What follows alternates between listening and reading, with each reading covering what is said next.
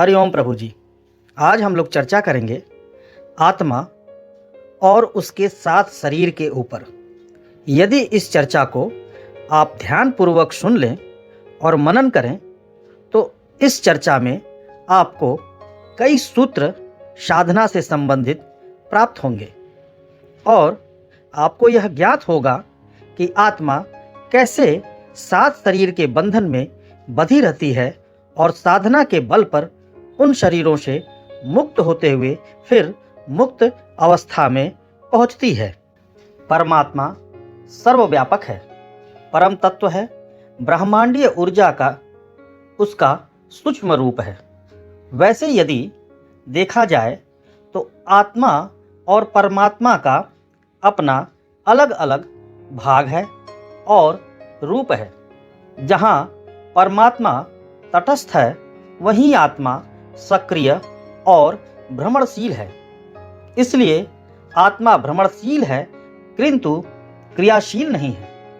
यह भी परमात्मा की तरह अपने आप में तटस्थ है। उसी आत्मा का स्वतंत्र भाग है जिसका नाम है मन।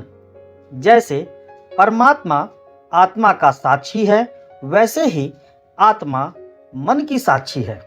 मन क्रियाशील है और उसकी यही क्रियाशीलता के कारण उसमें विकार उत्पन्न होता है। इच्छा, अहंकार, बुद्धि, कामना, वासना, विचार, संकल्प, शोक आदि इन तमाम तरह के विकारों से युक्त मन और मन से युक्त आत्मा को जीवात्मा की संज्ञा दी गई है। मन जो कुछ भी करता है उसमें आत्मा का कोई सहयोग नहीं होता, लेकिन आत्मा उसके कर्म की साक्षी अवश्य बन जाती है। आत्मा जीव भाव को लेकर मन के साथ तटस्थ और साक्षी होते हुए भी बंधी हुई होती है। मन का धर्म है तमाम विकारों के साथ सृष्टि करना, मगर बिना किसी माध्यम से सृष्टि संभव नहीं है। इसी माध्यम को या कह सकते हैं कि यही जो आवरण है वह आत्मा का आवरण है। इसी को कोश कहते हैं या कहते हैं शरीर। कोश यानी सात शरीर है। सातों शरीर में आत्मा की विभिन्न अवस्था है। आत्मा के वाहक के रूप में सात शरीर इस प्रकार हैं। स्थूल शरीर अर्थात जिसे हम फिजिकल बॉडी भी कह सकते हैं, आकाशीय शरीर अर्थात इथरिक बॉडी, सूक्ष्म शरीर अर्थात एस्ट्रल बॉडी, मनः शरीर अर्थात मेंटल बॉडी, आत्म शरीर अर्थात स्पिरिचुअल बॉडी, ब्रह्म शरीर अर्थात कॉस्मिक बॉडी, निर्वाण शरीर अर्थात बॉडीलेस। यही सात शरीर आत्मा का वाहक है। इन्हीं सात शरीर का संबंध सात केंद्र से भी है, जिसे योग और पुराणों में भुवन की संज्ञा दी गई है। प्रत्येक भुवन का अपना ज्ञान स्तर है। आध्यात्मिक दृष्टि से या आज के वैज्ञानिक दृष्टि से भी देखा जाए तो ब्रह्मांड की उत्पत्ति शून्य से हुई है। तंत्र इसे बिंदु कहता है और योग इसे शून्य कहता है। इसी बिंदु या शून्य में असीम और व्यापक शक्ति अव्यक्त रूप में विद्यमान है। तंत्र के अनुसार इसी शून्य के घनीभूत होने पर सृष्टि के प्रारंभ काल में सूक्ष्म अणु की उत्पत्ति हुई। 8 बिंदु का अति सूक्ष्म रूप है अणु। यही 8 बिंदु 4 पुरुष तत्व है और 4 स्त्री तत्व प्रधान है। पुरुष तत्व को श्वेत बिंदु और स्त्री तत्व को रक्त बिंदु की संज्ञा दी गई है। यही ब्रह्म माया है, यही पुरुष प्रकृति है और शिव शक्ति के नाम से हमारे पुराणों में प्रसिद्ध है। ये बिंदु नियमित रूप से संघर्षशील है। इन बिंदुओं से निकलने वाली विद्युत चुंबकीय ऊर्जा का ही वैज्ञानिक नाम है इलेक्ट्रॉन और न्यूट्रॉन। समस्त विश्व ब्रह्मांड में व्याप्त होकर आपस में ये नित्य संघर्षशील हैं, जिसके परिणाम स्वरूप एक तीसरे चुंबकीय ऊर्जा का जन्म होता है, जिसका वैज्ञानिक नाम है प्रोटॉन, जो एक तरफ शक्ति रूप और दूसरी तरफ तरंग या प्रवाह रूप में है। इन तीनों ऊर्जाओं को तंत्र में आदि शक्ति के रूप में दर्शाया गया है और तरंगों को ब्रह्म के 3 रूप में दर्शाया गया है, जिन्हें ब्रह्मा, विष्णु और महेश कहते हैं। और 3 शक्तियां मन, प्राण और वाक के रूप में प्रकट होती हैं, जिन्हें तंत्र में महाकाली, महालक्ष्मी और महासरस्वती के रूप में दर्शाया गया है। योग में 7 शरीर, 7 आकाश अथवा 7 भुवन की चर्चा की गई है।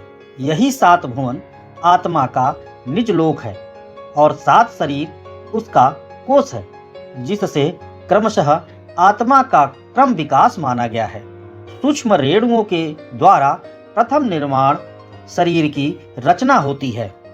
यह प्रथम भुवन और प्रथम शरीर ही आत्मा का अपना भुवन और अपना निज शरीर है, जिसे दिव्य लोक की संज्ञा दी गई है, यानी उससे संबंधित लोक लोकांतर जो दिव्य लोक हैं, अपने संस्कार को लेकर अपने निज शरीर के साथ नीचे उतरती है।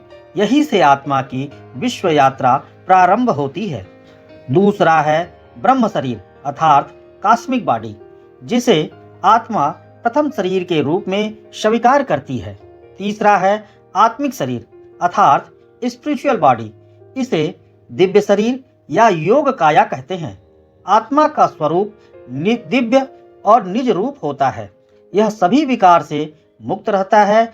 इन 3 भुवनों का अस्तित्व प्रकाशमय है, लेकिन इन तीनों भुवनों के चारों तरफ गहन शून्यता है।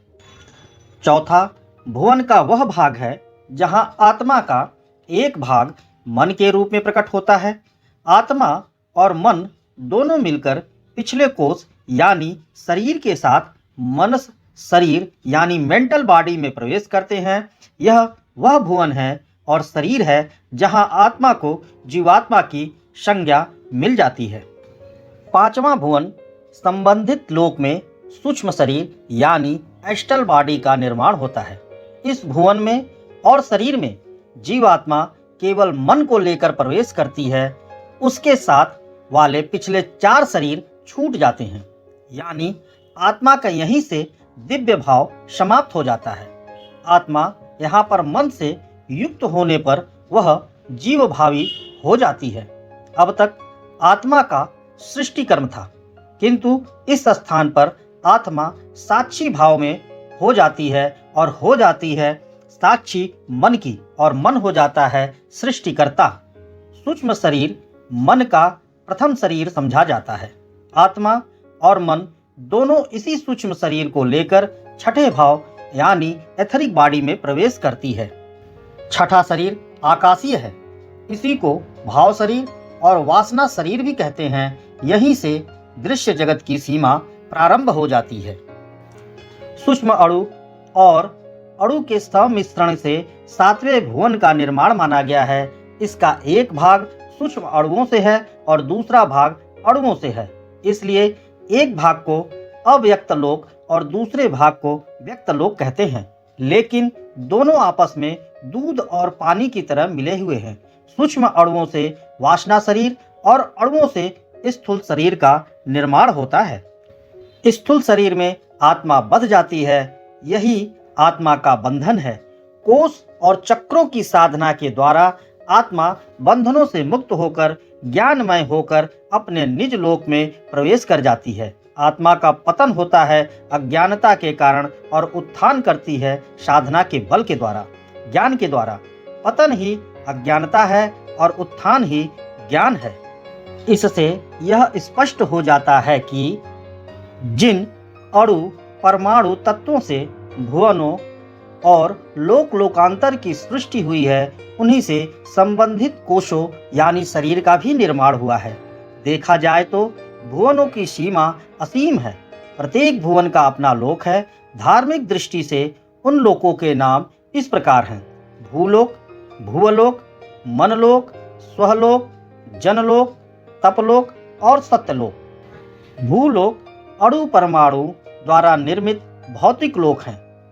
भूलोक के अंतर्गत अनेक लोकांतर हैं। पृथ्वी जैसे कितने लोकांतर हैं यह कहा नहीं जा सकता। अणु निर्मित भौतिक शरीर आत्मा का वाहक है भौतिक जगत में। जब तक शरीर है तभी तक मनुष्य का संबंध भौतिक जगत से बना रहता है। भाव शरीर अर्थात एथरिक बॉडी को वासना शरीर या प्रेत शरीर भी कहते हैं। स्थूल शरीर के बाद सूक्ष्म शरीर अर्थात एस्ट्रल बॉडी का ही महत्व है। बीच के शरीर वासना के कणों से बने होने के कारण केवल एक सीमा तक ही महत्व रखते हैं। जिन प्राणियों को जीते जी स्थूल शरीर में वासना के प्रति विरक्ति सी हो गई है, एक प्रकार से वह पूर्ण आयु भोग लिया है, वे वासना शरीर यानी प्रेत शरीर में कुछ समय तक रहकर सूक्ष्म शरीर में चले जाते हैं। उसमें कुछ काल तक रहकर अपने संस्कार के अनुसार पुनः जन्म लेते हैं।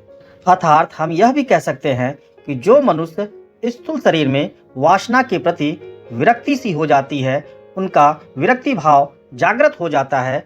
उनकी मृत्यु के बाद वह कुछ समय तक ही प्रेत शरीर में रहते हैं, उसके बाद सूक्ष्म शरीर में चले जाते हैं और पुनः अपने संस्कार के अनुसार पृथ्वी पर जन्म लेते हैं।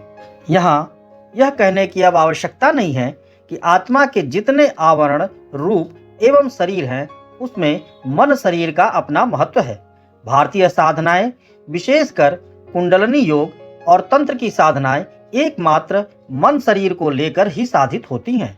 योग तंत्र की या भारतीय तंत्र की और योग की जितनी भी साधनाएं हैं, उनका बहुत ज्यादा संबंध स्थूल शरीर से नहीं होता।